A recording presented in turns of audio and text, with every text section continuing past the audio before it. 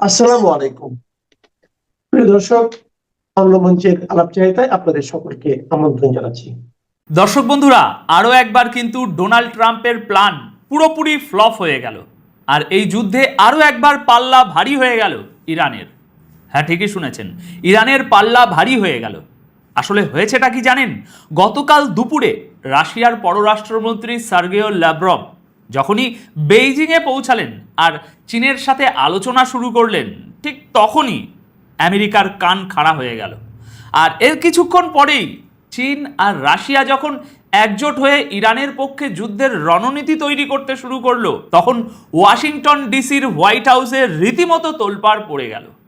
তারা ভাবতে বসলো, ভাই হচ্ছেটা কি এসব? চীনে বসে রাশিয়ার পররাষ্ট্রমন্ত্রী আর চীনের পররাষ্ট্রমন্ত্রী বৈঠক করছেন, এর পেছনে রয়েছে স্বয়ং শি জিনপিং। আর শি জিনপিং এর কথা হচ্ছে পুতিনের সাথে, আবার পুতিনের কথা হচ্ছে ইরানের সাথে। এসব হচ্ছেটা কি? দেখুন দর্শক, সত্যি কথা বলতে কি, রাশিয়া আর চীনকে ইরানের সমর্থনে এভাবে একজোট হতে দেখে ট্রাম্প সাহেবের তো রীতিমতো হুশ উড়ে গেছে। আর তাই কিছুক্ষণের মধ্যেই মিস্টার ট্রাম্পের একটা বিবৃতিও চলে এলো। আমি সেই বিবৃতিটাই এখন আপনাদের পড়ে শোনাচ্ছি। Trump says US more inclined to go to Pakistan for Iran talks. এর মানে হলো, ট্রাম্প এখন বলছেন যে তার ফোকাস আর হরমুজ প্রণালীতে নেই, কোনো রকম অবরোধেও তার ফোকাস নেই। ট্রাম্প সাহেবের বর্তমান ফোকাস হলো ইরান টক্স বা ইরানের সাথে আলোচনার দিকে, বিশেষ করে ইসলামাবাদে হতে চলা দ্বিতীয় দফার আলোচনার দিকে। আর এখন ট্রাম্প মন থেকে চাইছেন যে ইরানের সাথে যেন আলোচনা হয় এবং এই দ্বিতীয় দফার এই আলোচনা যেন সফল হয়। তাহলে ভাবুন একবার, এই কথা সেই ট্রাম্প সাহেব বলছেন যিনি ঠিক 48 ঘন্টা আগেও অবরোধ করার কথা বলছিলেন, পুরো হরমুজ প্রণালীতে, পুরো সমুদ্রের জলে আগুন লাগিয়ে দিচ্ছিলেন। আর তিনি এখন শান্তির কথা বলতে শুরু করেছেন। আর দর্শক, শুধু যে ট্রাম্পের সুর বদলেছে তা কিন্তু নয়, প্রথমবারের মতো ইসরায়েলের সুরও বেশ কিছুটা বদলাতে দেখা যাচ্ছে। ইসরায়েল তাদের বছরের পর বছর ধরে চলা অনেক দাবি দেওয়া এখন হঠাৎ করেই ছেড়ে দিয়েছে। এখন ইসরায়েলের মাত্র একটাই দাবি রয়েছে, আর এই খবরটা প্রকাশ করেছে জেরুজালেম পোস্ট, যেটা ওখানকার একটা খুব বড় খবরের কাগজ। এরা ইসরায়েলের পক্ষ নিয়েই কথা বলে। এই জেরুজালেম পোস্টের প্রতিবেদনে আজ বলা হয়েছে, removal of enrich uranium threshold condition for ending Iran campaign, cards says. এখানে কার্ডস বলতে বোঝানো হচ্ছে ইসরায়েলের প্রতিরক্ষা মন্ত্রীকে, যিনি নেতানিয়াহুর পর সবচেয়ে শক্তিশালী নেতা। তিনি বলছেন যে আমাদের পুরনো যেসব দাবি ছিল, যেমন ইরান তাদের ব্যালিস্টিক মিসাইল প্রোগ্রাম নিয়ন্ত্রণ করুক বা কমিয়ে ফেলুক, এখন আর সেসব কোনো দাবি আমাদের নেই। আমরা শুধু চাই ইরান তাদের এনরিচ ইউরেনিয়াম কোনো নির্দিষ্ট কর্তৃপক্ষের হাতে তুলে দিক, তাহলেই আমরা ইরানের বিরুদ্ধে আমাদের সব ক্যাম্পেইন বন্ধ করে দেব। অর্থাৎ ইসরায়েল এক প্রকার পরিষ্কারভাবে জানিয়ে দিচ্ছে যে তারা যুদ্ধ থেকে একেবারেই পিছিয়ে আসবে। এর পাশাপাশি তৃতীয় আরেকটা ঘটনাও ঘটেছে দর্শক, আর এটাও কোথাও না কোথাও ইরানের পক্ষেই যাচ্ছে, বা বলা যায় ইসরায়েল এখানেও কিছুটা মাথা নত করেছে। তৃতীয় ঘটনাটা হলো, আমি খবরটা পড়ছি শুনুন। Ambassadors of Israel and Lebanon with secretary of state Marco Rubio before the start of talks in Washington. অর্থাৎ লেবানন আর ইসরায়েল, যারা এতদিন আলোচনায় বসতেই টালবাহানা করছিল, তারাও এখন কথা বলতে রাজি। আমেরিকায় থাকা ইসরায়েলের রাষ্ট্রদূত এবং লেবাননের রাষ্ট্রদূত আমেরিকার সেক্রেটারি অফ স্টেট মার্কো রুবিওর সাথে ওয়াশিংটন ডিসিতে আলোচনা শুরু করে দিয়েছেন। যদিও লেবাননে গতকালও টুকটাক কিছু ঘটনা ঘটেছে, কিন্তু ওয়াশিংটন ডিসি থেকে এমন ইঙ্গিত মিলছে যে খুব সম্ভবত ইসরায়েল এবার এখান থেকেও তাদের সেনাবাহিনীর প্রত্যাহার করে নেবে। অর্থাৎ সব মিলিয়ে যদি আমি একটা বটম লাইন বলি বা একটা সারসংক্ষেপ টানি, প্রথমে রাশিয়ার পররাষ্ট্রমন্ত্রীর বেইজিংয়ে যাওয়া, সেখানে চীনের পররাষ্ট্রমন্ত্রীর সাথে আলোচনা করা, এরপর প্রেসিডেন্ট শি জিনপিংয়ের সাথে কথা বলা, তারপর শি জিনপিংয়ের একটা বিবৃতি আসা যে ট্রাম্পের এই জঙ্গলরাজ এবার শেষ হওয়া উচিত, এরপর শি জিনপিংয়ের সাথে পুতিনের কথা হওয়া, পুতিনের সাথে ইরানের কথা হওয়া, আবার রাশিয়ার পররাষ্ট্রমন্ত্রীর সাথে ইরানের পররাষ্ট্রমন্ত্রী আব্বাস আরাকাচির কথা হওয়া, পরপর পরপর পরপর এই যে ঘটনাগুলো ঘটল, এতেই ট্রাম্প সাহেব বুঝে গেছেন সবটা। উনিও এতটা বোকা নন, উনি বুঝতে পেরেছেন যে হরমুজ প্রণালী থেকে নজর সরিয়ে এখন শান্তির আলোচনা করাটাই সবচেয়ে বুদ্ধিমানের কাজ, এটাই একমাত্র রাস্তা। তাই দুদিন আগে যিনি যুদ্ধ করতে চাইছিলেন, ইরানকে দাবিয়ে রাখতে চাইছিলেন, সেই ট্রাম্প সাহেবই আজ শান্তির বার্তা নিয়ে হাজির হয়েছেন। অবস্থাটা এমনই যে উনি যখন পোপের সাথে ঝগড়া করেন তখন নিজেই যিশু হয়ে যান, আবার যখন ক্যাথলিক খ্রিস্টানদের চাপ পড়ে তখন যিশুকে নিয়ে করা সেই টুইট ডিলিটও করে দেন। দেখুন, ট্রাম্পকে কোনোভাবেই বিশ্বাস করা যায় না। আর এ কথা শুধু আমি বলছি না, ইরানের সুপ্রিম লিডার আলী খামেনিও বলতেন যে এই লোকটার উপর কোনো ভরসা নেই। সত্যি বলতে কি, ফ্রান্সের প্রেসিডেন্ট, ব্রিটেনের প্রধানমন্ত্রী বা স্পেনের প্রধানমন্ত্রী কারোরই মিস্টার ট্রাম্পের উপর কোনো বিশ্বাস নেই। কিন্তু তা সত্ত্বেও আমি আশাবাদী, কারণ এই মুহূর্তে ট্রাম্পের উপর প্রচুর চাপ রয়েছে। আমেরিকার নিজস্ব চাপ রয়েছে, অভ্যন্তরীণ চাপ রয়েছে, তার নিজের দল রিপাবলিকান পার্টির চাপ রয়েছে, অর্থনীতি আর কর্পোরেট দুনিয়ারও প্রবল চাপ রয়েছে ট্রাম্পের উপর। তাই আমার মনে হয় দ্বিতীয় দফার এই আলোচনা, তা সে ইসলামাবাদেই হোক বা অন্য কোথাও, এই আলোচনা থেকে হয়তো ইরান আর আমেরিকা কোনো না কোনো একটা চুক্তিতে বা সমাধানে পৌঁছাবে। আর তারা যদি কোনো সিদ্ধান্তে পৌঁছাতে পারে তবে সেটা আপনাদের এবং আমাদের সবার জন্যই ভালো। কারণ তেলের দাম যেভাবে আকাশ ছুঁতে শুরু করেছে, তাতে আসল ক্ষতিটা কিন্তু সেই সাধারণ মানুষটারই হচ্ছে, যে একটা গ্যাসের সিলিন্ডার কিনতে হিমশিম খাচ্ছে, গাড়িতে তেল ভরতে পারছে না। দেখুন, আগামী দিনে যদি তেলের দাম ব্যারেল প্রতি $200 পৌঁছায়, তাহলে আপনি আমি কেউই আর গাড়িতে তেল ভরতে পারবো না, গাড়ি চালানোই মুশকিল হয়ে যাবে, তা সে 4 চাকা হোক বা মোটর সাইকেল। যাই হোক, আগামী দিনে কি হবে তা তো সময়ই বলবে। ট্রাম্প সাহেবের উপর ভরসা না করা গেলেও প্রচুর চাপের কারণে হয়তো এবার কোনো রফাসূত্র বেরিয়ে আসবে। তো দর্শক, এতক্ষণ ধরে আমরা যে আলোচনাটা করলাম তা থেকে একটা জিনিস কিন্তু জলের মতো পরিষ্কার, আন্তর্জাতিক রাজনীতি আসলে এখানে একটা জিনিসই শেষ কথা বলে, আর তা হলো পাওয়ার গেম বা ক্ষমতার লড়াই। আজ যে ট্রাম্প সাহেব ইরানকে চোখ রাঙাচ্ছিলেন, তিনিই কাল শান্তির পায়রা ওড়াতে চাইছেন। কেন? কারণ তিনি খুব ভালো করেই বুঝতে পেরেছেন যে রাশিয়া আর চীন যখন কোনো ইস্যুতে একজোট হয় তখন শুধু গায়ের জোরে আর পারা যায় না। এটাই হলো ভূ রাজনীতির আসল খেলা। নেতারা হোয়াইট হাউস বা বেইজিংয়ে বসে গুটি সাজান, আর তার সরাসরি প্রভাব পড়ে আমাদের মতো সাধারণ মানুষদের পকেটে। তেলের দাম বাড়ে, বাজারে আগুন লাগে, বিশ্ব রাজনীতির ভরকেন্দ্র কিন্তু খুব দ্রুত বদলাচ্ছে। আমেরিকার একচ্ছত্র আধিপত্য এবার সত্যি সত্যি সেটাতে ভাগ বসাতে চলেছে চীন আর রাশিয়ার এই জোট। আর আগামী কয়েক মাসের মধ্যে মধ্যপ্রাচ্যের রাজনীতিতে আমরা এমন কিছু পরিবর্তন দেখতে চলেছি যা হয়তো গত কয়েক দশকেও কেউ দেখেনি। ট্রাম্পের এই পিছু হটাকে আমেরিকার দুর্বলতা ভাবলে কিন্তু ভুল হবে, এর পেছনেও লুকিয়ে থাকতে পারে বড় কোনো স্ট্র্যাটেজি। এখন প্রশ্ন হলো, আপনাদের কি মনে হয়, ট্রাম্প কি সত্যিই এবার শান্তির পথে হাঁটবেন, নাকি ভিতরে ভিতরে নতুন কোনো ছক কষছেন ইরানকে আটকাতে? আপনাদের মতামত আমাকে কমেন্ট বক্সে অবশ্যই জানাবেন। আপাতত এই বিশ্লেষণ তাহলে এখানেই শেষ করছি। চোখ রাখুন আন্তর্জাতিক রাজনীতির ময়দানে, আর অবশ্যই সাথে রাখুন এই চ্যানেলটিকে। খুব শীঘ্রই ফিরছি বিশ্ব রাজনীতির নতুন কোনো এক্সক্লুসিভ খবর নিয়ে। ভালো থাকবেন, সচেতন থাকবেন। ধন্যবাদ আপনাদের সকলকে। দর্শক, শুভ নববর্ষ। সবাইকে পহেলা বৈশাখের শুভেচ্ছা।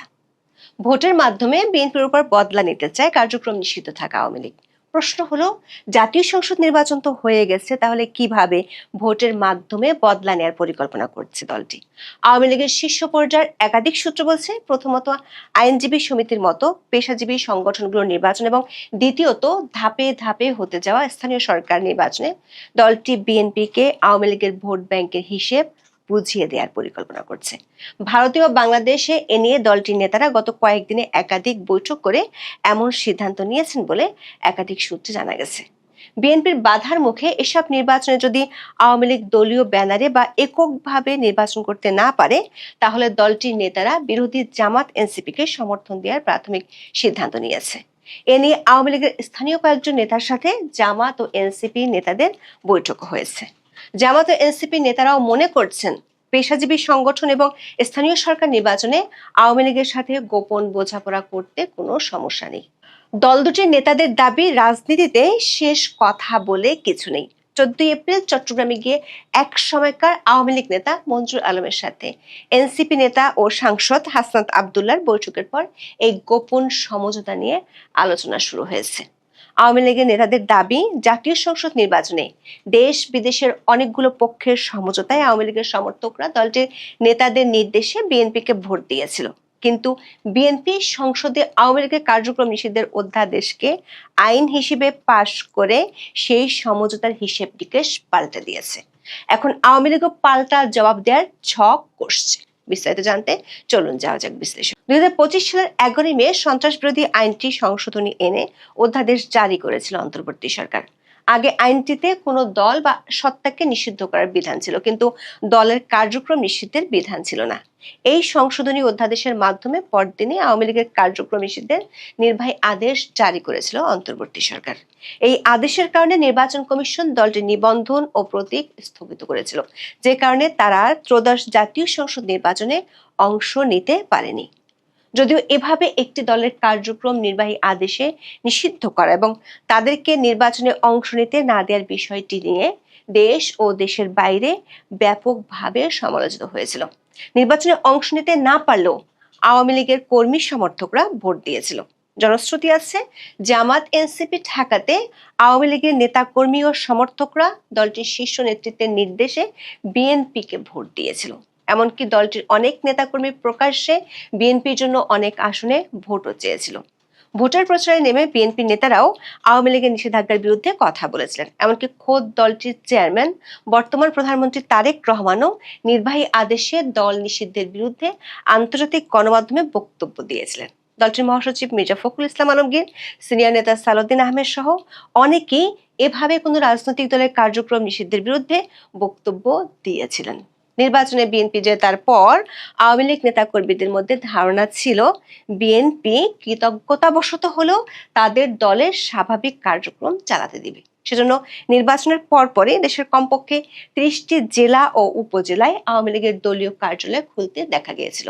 তখন এনসিপির পক্ষ থেকে অভিযোগ তোলা হয়েছিল, বিএনপির পরোক্ষ সমর্থন থাকায় আওয়ামী লীগের নেতারা দলীয় কার্যালয়গুলো খুলতে পারছে।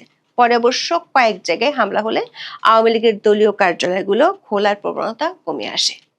এরই মধ্যে চলতি মাসে সংসদের সন্ত্রাস বিরোধী অধ্যাদেশটি অন্তর্বর্তী সরকার যেভাবে জারি করেছিল ঠিক সেভাবেই সংসদে পাশ করে বিএনপি। ফলে আওয়ামী লীগের কার্যক্রমের নির্বাহী আদেশে নিষেধাজ্ঞা বৈধতা বহাল থাকে। এরপর থেকে আওয়ামী লীগের নেতা কর্মীরা হতাশ হয়। অনলাইনে অনেকে সংসদ নির্বাচনের সময় বিএনপিকে ভোট দেওয়ার খেসারত হিসেবে বিষয়টিকে তুলে ধরেন। সূত্রগুলো বলছে, আইনটি সংসদে পাশ হওয়ার পর প্রাথমিক ধাক্কা কাটিয়ে বাংলাদেশ ও বাংলাদেশের বাইরে আওয়ামী লীগের নেতাকর্মীরা একাধিক বৈঠক করেছেন। এসব বৈঠকে করণীয় কি তা নিয়ে আলোচনা হয়েছে। কলকাতায় ও ঢাকায় অনুষ্ঠিত আওয়ামী লীগের দুটি শীর্ষ পর্যায়ের বৈঠকে প্রাথমিকভাবে নেওয়া যে সিদ্ধান্তগুলোর কথা জানা গেছে সেটি হলো, সামনের কিছু নির্বাচনের মাধ্যমে বিএনপিকে জবাব দিতে চায় আওয়ামী লীগ। সেক্ষেত্রে প্রথমত পেশাজীবী সংগঠনগুলোর নির্বাচন। শিক্ষক সমিতি, চিকিৎসক, প্রকৌশলী সহ বেশ কিছু শক্তিশালী পেশাজীবী সংগঠন আছে যাদের বেশিরভাগের নির্বাচন কোরবানির ঈদের আগে ও পরে পর্যায়ক্রমে অনুষ্ঠিত হবে। এর মধ্যে সামনে বেশ কয়েকটি আইনজীবী সমিতির নির্বাচন আছে, যেখানে আওয়ামীপন্থী আইনজীবীদের শক্ত অবস্থান আছে। বার কাউন্সিলের নির্বাচন আগামী 19 মে অনুষ্ঠিত হবে। দেশের আইনজীবীদের নিয়ন্ত্রক এই সংস্থার 14 জন সদস্য নির্বাচনের জন্য তফসিল অনুযায়ী 9 থেকে 16 এপ্রিল মনোনয়ন জমা, 23 এপ্রিল বাছাই এবং 19 মে ভোট গ্রহণ করা হবে। এরই মধ্যে নির্বাচনে কারাবন্দী ব্যারিস্টার সুমন এবং জামাতপন্থী আইনজীবী শিশির মনির অংশ নেওয়ার ঘোষণা দিয়েছেন। আওয়ামী সমর্থিত প্যানেল যাতে নির্বাচনে অংশ নিতে না পারে সেজন্য বিএনপি পন্থী আইনজীবীরা প্রভাব খাটাচ্ছেন এমন অভিযোগ আছে আদালত পাড়ায়। এছাড়া আইনজীবীদের অন্যতম শীর্ষ সংগঠন সুপ্রিম কোর্ট আইনজীবী সমিতির 2 দিনব্যাপী নির্বাচন আগামী 13 ও 14 মে অনুষ্ঠিত হবে। ঢাকা আইনজীবী সমিতি বা ঢাকা বারের নির্বাচন আগামী 29 ও 30 এপ্রিল অনুষ্ঠিত হবে। ঢাকা বারে আওয়ামীপন্থী আইনজীবীদের খুব শক্ত অবস্থান আছে।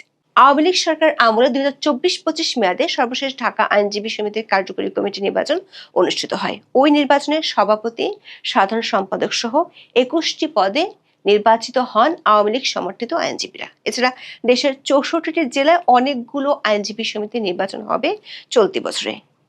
এসব বার কাউন্সিল, সুপ্রিম কোর্ট এবং ঢাকা বার সমিতি নির্বাচনকে বেশি গুরুত্ব দিচ্ছে আওয়ামীপন্থী আইনজীবীরা। দলটির বৈঠক সূত্রে জানা গেছে, যেহেতু বিএনপি ও জামাতপন্থী আইনজীবীরা এবার আলাদাভাবে নির্বাচন করছে, সে কারণে আওয়ামীপন্থী আইনজীবীদের জেতার সম্ভাবনা বেশি। কিন্তু বেশ কয়েকটি বার সমিতিতে আওয়ামীপন্থী আইনজীবীদের নির্বাচনে অংশ নিতে বাধা দেওয়া হচ্ছে। সেক্ষেত্রে বিএনপির বাধার মুখে আওয়ামীপন্থী আইনজীবীরা সরাসরি দলীয় প্যানেলে নির্বাচন করতে না পারলে স্বতন্ত্র প্যানেল দেওয়ার পরিকল্পনা করছে। প্রাথমিকভাবে সিদ্ধান্ত হয়েছে আওয়ামী লীগ পন্থী আইনজীবীরা আইনজীবীদের অধিকার রক্ষা ব্যানারে স্বতন্ত্র প্যানেল দিতে পারে। যদি সেটিও সম্ভব না হয়, তাহলে আওয়ামীপন্থী আইনজীবীরা জামাতপন্থী আইনজীবীদের ভোট দিবে, যাতে জাতীয়তাবাদী আইনজীবী প্যানেলকে হারানো যায়। অন্য পেশাজীবী সংগঠনগুলোকে একই ধরনের পরিকল্পনা নিয়ে মাঠে নামার নির্দেশ দেওয়া হয়েছে বলে দলটির একাধিক সূত্র নিশ্চিত করেছে। সূত্রগুলো বলছে, আওয়ামী লীগ স্থানীয় সরকার নির্বাচনগুলোকে ঘিরে ভোটের মাঠে বিএনপিকে জবাব দেওয়ার ছক কষছে। যদিও বিএনপি ক্ষমতায় আসার পরপরই দ্রুত স্থানীয় সরকার নির্বাচন দেওয়ার কথা শোনা গিয়েছিল। বিশেষ করে নির্বাচন কমিশনের পক্ষ থেকে এমন বক্তব্য দেওয়া হয়েছিল। কিন্তু অন্তর্বর্তী সরকারের করা স্থানীয় সরকার উইংগুলোকে প্রশাসক নিয়োগের অধ্যাদেশ আইন হিসেবে পাশ করার পর এ নির্বাচন কবে হতে পারে তা নিয়ে সন্দেহ দেখা দিয়েছে। 2024 সালের 5 আগস্টের পর আওয়ামী লীগের টিকিটে বিজয়ী জনপ্রতিনিধিদের বড় অংশ আত্মগোপনে চলে গেলে 12টি সিটি কর্পোরেশন, 330টি পৌরসভা, 61টি জেলা পরিষদ ও 495টি উপজেলা পরিষদ ভেঙে দেয় অন্তর্বর্তী সরকার। সেখানে প্রশাসকের মাধ্যমে কার্যক্রম অব্যাহত রাখে, যদিও ইউনিয়ন পরিষদের কাঠামো বহাল রাখা হয়। তবে যেখানে চেয়ারম্যান অনুপস্থিত, সেখানে প্রশাসক নিয়োগ দেওয়া হয়। অন্তর্বর্তী সরকারের অধীনে গত 12 ফেব্রুয়ারি জাতীয় নির্বাচনে বিজয়ী বিএনপি সরকার গঠনের কয়েকদিনের মধ্যেই 12টি সিটি কর্পোরেশন ও 54টি জেলা পরিষদে প্রশাসক নিয়োগ দেওয়া হয়। তবে উপজেলা ও পৌরসভায় এখনো কোনো প্রশাসক নিয়োগ দেওয়া হয়নি। ইসি নির্বাচন পরিচালনা শাখার তথ্য অনুযায়ী মোট 4,653টি প্রতিষ্ঠান নির্বাচনের উপযোগী হয়ে গেছে। এর মধ্যে রয়েছে 3,755টি ইউনিয়ন পরিষদ, 330টি পৌরসভা, 495টি উপজেলা পরিষদ, 12টি সিটি কর্পোরেশন এবং 61টি জেলা পরিষদ।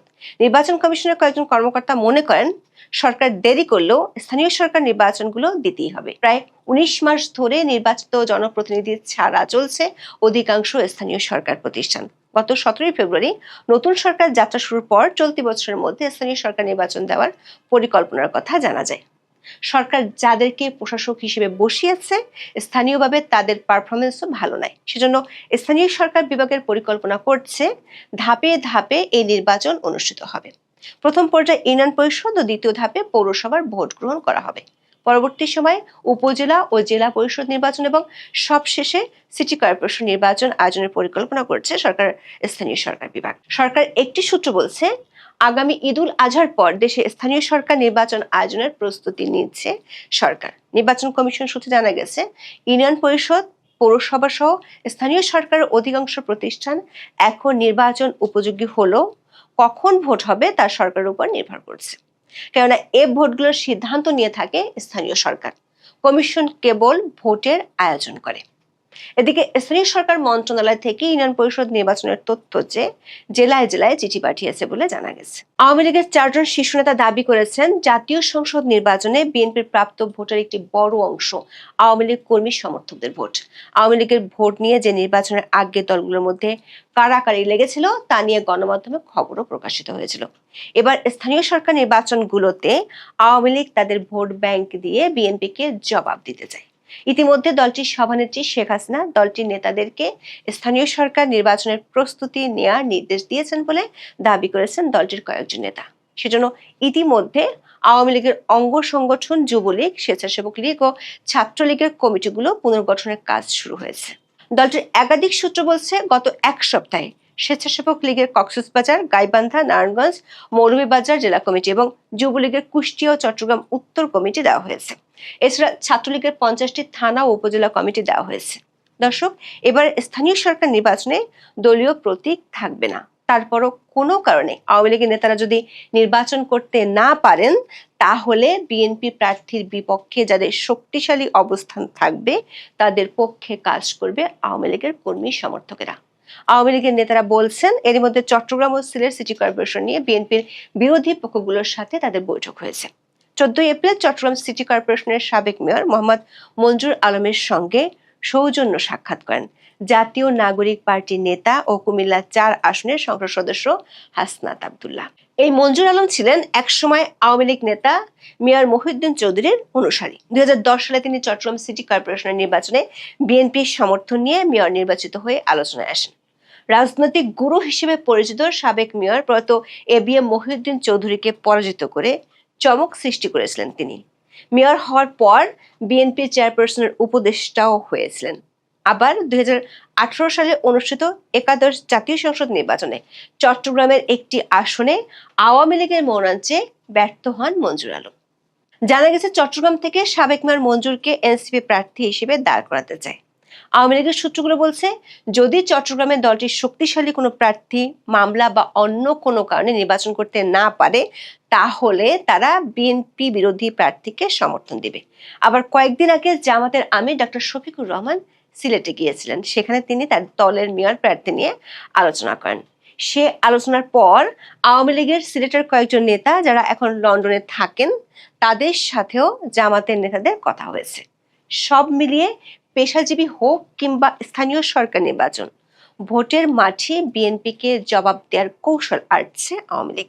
সেটি নিয়ে এরই মধ্যে জামাত ও এনসিপি শীর্ষ কয়েকজন নেতার সাথে তাদের বৈঠক হয়েছে, এমন দাবিও পাওয়া গেছে আওয়ামী লীগের কয়েকজন নেতার কাছ থেকে। এখন এ পর্যন্ত সবাই ভালো থাকুন, সুস্থ থাকুন, নিরাপদে থাকুন। দেখা হবে আগামী পর্বে।